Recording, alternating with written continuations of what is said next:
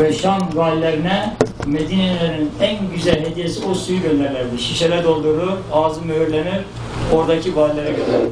O kuyu halen mevcuttu fakat üstü kapalı. Ehab kuyusu.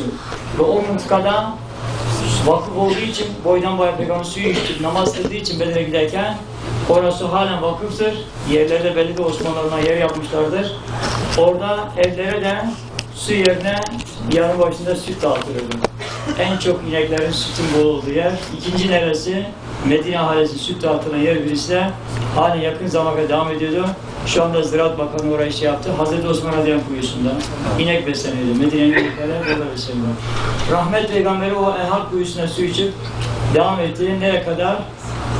O iki koca konakladığı yerler vardı. Her konakladığı yerde su kuyusu vardır. Bir rivayette 9 konaklama yeri var. Bir rivayette 11 konaklama yeri var. Fakat Mekke'de hicret yoluyla beraber 11 konaklama yeri vardır. Kuba ile 12 oluyor. Hütammiz Kuba'da bitiyor. Rahmet Peygamberi daha geçerken ilk geçtiği vadi Akik Vadisi. Ve orada derin derin temaşa ederek durdu. Akik Vadisi Sahih Bukhari'de geçiyor. El-Vadil Akik min evdiyatil cennet. Cennet vaden bir vadidir. Mikat mahalli ile Medine arasındadır. Medine 4 kilometre. Peygamber Aleyhisselatü Vesselam sık sık çıkıp oturur. Tefekkür ettiği yer. Orası şu anda Milli Eğitim Bakanlığı vakfetti. Olduğu aldı. Oraya medrese yapıyor. Fakat Peygamberimizin oturduğu yer. Urvet bin Zübeyir radıyallahu anh oturduğu kasır duruyor. Kuyu Urvet bin Zübeyir kuyusu bir urve duruyor. Hala o urvenin vakıfı sahibi de oğlu mevcuttur. Yani orası vakıf Peygamber Aleyhisselatü Vesselam. Her şeyle şifadır. Bir tarafta hurma ağaçları, bir tarafta sel geldiği zaman Sakarya Nehri gibi akar, bir tarafta dağların üzerine tefekkür ettiği yer ve en güzel sahabelerin, ulemaların söyledikleri şiirlerin seçildiği yer. El-Vadil Akir, El-Vadil Mübarek diye geçiyor. Min evdiyatil cennet.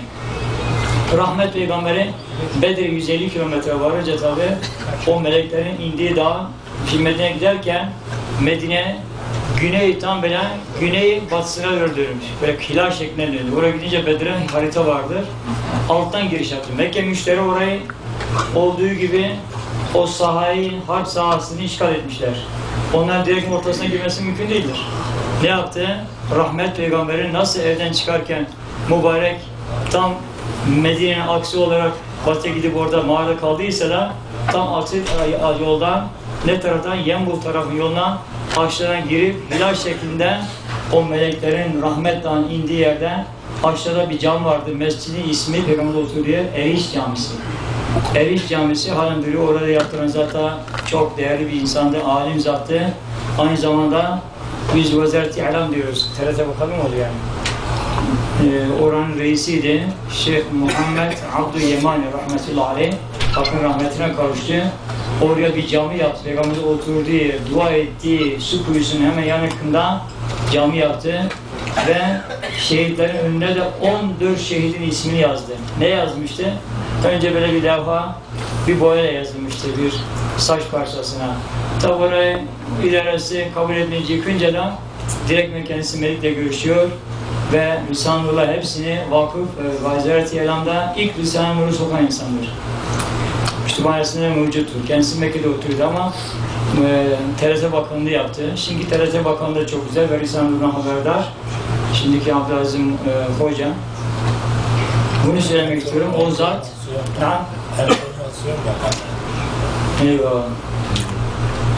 Şeyh Abdülazim Yemani. Evet, Allah razı olsun. Sonra Melike bildirince ne yaptı? Şehitlerin ismini yıkmışlar, çok üzüldük. Bu tarihçe mevcut olan 11 şehit, 8 tanesi ensar, 6 tanesi muhacirin deyince bu el-Melik emir verdi, ne yaptı?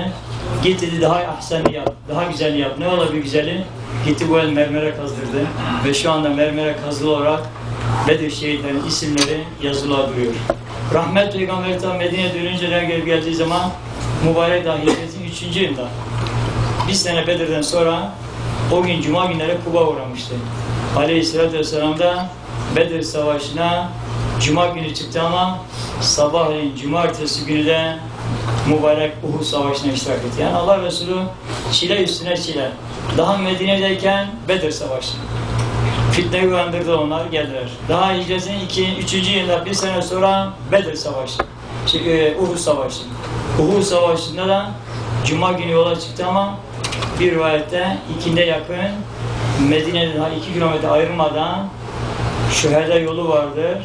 Orada bulunan bir yerde, sahrada Allah Resulü emretti, sabahlayacağız. Ve orada şu anda cami yapmış ecdat, ismi Mescid-i Dira, Zırh Camisi. Bir zırhı evde giydi, ikinci zırhı orada giydi. Ve orada sahabeler dedi ki burada sabahlayacağız. Eğer Uhud'a gidersek, gece olur, gece savaş olmaz. Ve orada sabahladılar. Cumartesi günü sabahtan mübarek Uhud Savaşı'na iştirak edilir. Ne kadar bir sahabe? 700 sahabe. Orada 300 münafık ayrıldı. 300 münafık ayrıldı, tertemiz gönül veren sayısı 700. Uhud'a 2 kilometre, Medine'ye 2 kilometre. Tam orta yerde orada 2 tane cam var. Çok önemli camidir. Birisi Mescid-i, ikinci ismi Mescid-i Şeyheyn. Öbür camide Uhud Savaşı'nda yorgun, bitkin bir şekilde dönerken de bir müddet oturup istirahat ettiği cam vardı. Mescid-i Mustalah. O camide halen duruyor. 5 vakit namaz kılıyor. Rahmet Peygamberi Aleyhisselatü Vesselam Bedir duasının ikinci duası nerede oldu? Uhud'da oldu. Neresinde? Uhud'a vardığımız zaman şehitlerin arka tarafında, mağaranın alt tarafında küçük bir cam vardı. Şu anda yıkık duruyor. İsmi Mescid-i bulunduğum Mescid-i Fesih. Allah Resulü orada ikinci dua yaptı. Saf tuttu, sahabeye dua etti. İşte o duanın bereketiyle 700 sahabe 3000 müşrike karşı koydu ve 70 şehit verdi. Bu matematik hesabı yapsa da yeni gidiyor. Yine zafer, İslam'ın zafer oldu. Peygamberimiz Aleyhisselam tabi orada Tebuk seferinde de dönüşünde de o Tebuk'ta biliyorsun orgun susuz kalıp 10 parmağın su aktığı yer 700 kilometre. Medine 700 kilometre. Tebuk seferine dönünce de Uhud tarafına geldi Medine. Uhud tarafına gelince oradaki bir vadi vardı. Vadinin ismi ne? Sel akıyor. Sakarya Nehri gibi akar. Tabi şu anda yağmur olunca görmezsiniz. O Kana Vadisi. Kana Vadisi'ne varınca derin derin Uhud'u temaşa ettim. Uhud'a bakıyor Resulullah Aleyhisselam. Buyurdu ki Uhud, cebel min cibali cennet. Uhud cennet dağla midadır. O yuhibbuna ve nuhibbuhu. O bizi sever, biz onu severiz. Yani Peygamberimizin iltifatı tevazuundan geliyor. O önce Uhud'a diyor, o bizi seviyor, sonra biz onu seviyoruz. Uhud, rüknün erken-i cennet. Aynı zamanda Uhud'da cennet rükünlerine bir rükündür diyor. Tamamıyla 8 kilometre baktığın zaman için ferahlanır, sıkıntın gider, ruhun başka bir aleme girer. Peygamberimiz nurla müşerref olduğu için gece bütün dağlar karanlık olur, Uhud ışıl nur gibi yağar. İşte tabi elektrik döşemişe başlama, içeri gidersen elektrik olmadığı yerde rahatlıkla o nuru görürsünüz. Rahmet Peygamberi Aleyhisselatü Vesselam mübarek Uhud'un üstüne çıkınca o 8 kilometre dağ Uhud mana cihetiyle Ahad'dan geliyor. Onun vahid ismini gösteriyor. Aynı zamanda 3 manada geliyor. Uhud vahdenet ilahi gösteriyor. Uhud İslam'ın birliğini gösteriyor. 700 sahabe birleştirerek 3000 müşrike koştu burada. Uhud'da ilk oturan zatın ismi de Uhud'da geliyormuş. Ve orada oturan zatın birisinin ismini Uhud koymuşlar. Böylelikle Uhud her zerresiyle Resulullah sevdiği için cennetle müjdeleniyor. Ve sahabe efsafı vardır.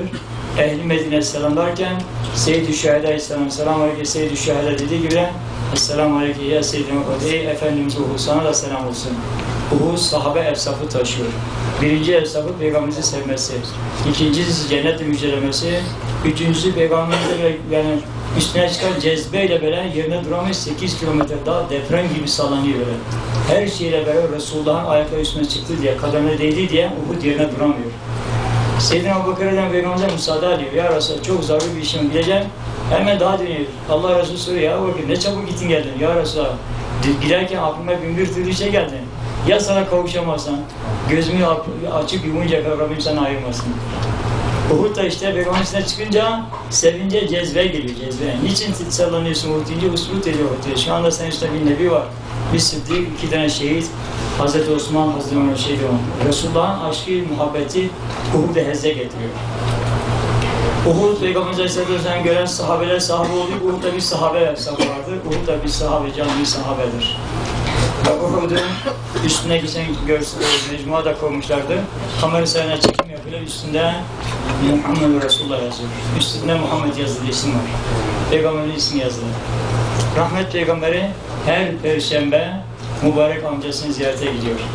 Ve bir gidişinde de tam geliyor Allah Resulü Uhud'a dönüşüne tam Mescid-i Nebevi'ye 300-400 metre kala kuzey tarafında derin bir şekilde secdeye kapandı. Nasıl kapandı? Sahabeler etrafında korktular, eyvah dediler. Acaba Cenab-ı emaretini kabz etti yani. Peygamber secdeden kaldırmıyor başını. Kaldırırken de Allah arasında herkes sahabeler koştular, merakla yarası çok üzülmüştük ve çok da böyle içimizden şey geçti yani. Secden kalkmayınca ne oldu diye merak ettik. Niçin bu kadar uzun secde ettin deyince Cenab-ı Hak Subhanahu Teala vay ey Habibim sana bir sıra şey getirenlere ben 10 sıra şey yazıyorum, sevabını veriyorum deyince 10 getirene 100 Allah'a şükür secdesi yaptım. O şükür secdesinin caminin ismi de Mescid-i Secde. Şu anda bir cami orada yapıldı. O ismi muhabbeten Mescid-i Ebu Zer diye bıraktı. Asıl ismi Mescid-i Secde. Ebu Zer Camisi ismini aldı. Mescid-i Nebevi 300-400 metre kuzey taraftan. Peygamberimiz Aleyhisselatü Vesselam mübarek daha gelirken de Ebu Talha radıyallahu anh'ın bahçesinde de iki namazını abdestini aldı. Nerede Ebu Talha radıyallahu anh bahçesi? Mescidin tam kuzey tarafında 21 numara Melik Fahd kapısına girerken o 21 numara kapıda o kapının arkasındaki yer Ebu Talha radıyallahu anh bahçesi. Kuyunun ismi ne? Gürha kuyusuna hem içti hem dönüp Peygamber Aleyhisselam 2 rekat teberken kıldı ve teberken kıldığı yerde küçük bir cami yapılmıştı. Şu anda kuyu mahfuzdur. Müstakbelde ümmet-i Resulullah'a fayda verecektir. Mescidin bodrum altında kalıyor. Ve rahmet Peygamber oraya gelince Fatma annemizin evine uğruyor. Fatma annemizin evi nerede? Ashab-ı Sufa'nın ön tarafında. Ashab-ı Sufa'ya her gün uğruyordu Allah Resulü. Çıkardığı yemekle hâdâ yekfînâ ve yekfîkum.